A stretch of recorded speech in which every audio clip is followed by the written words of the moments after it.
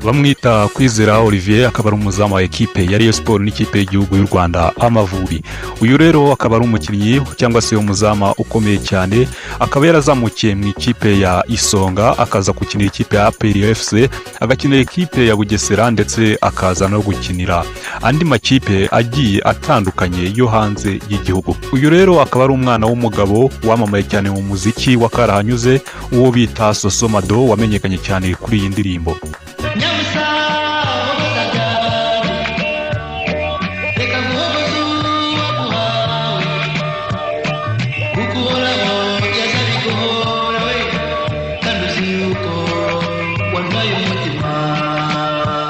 Akaba rero ari n'umuvandimwe w'uwo bita Zizu Alpacino, nawe wagiye umenyekana cyane mu ndirimbo zitandukanye harimo n'iyi ngiyi.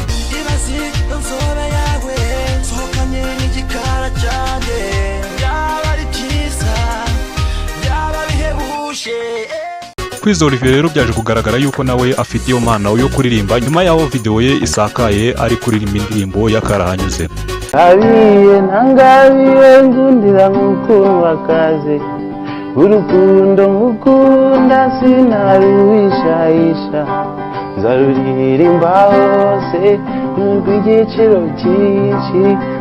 Gusa rero Kwizera Olivier yakuriye mu buzima bushaririye cyane, yuko yakuze nta mubyeyi n'umwe afite, kuko se yapfuye 93, nyina akaba yaraje gupfa nyuma y'ibyumweru 2 gusa amubyaye.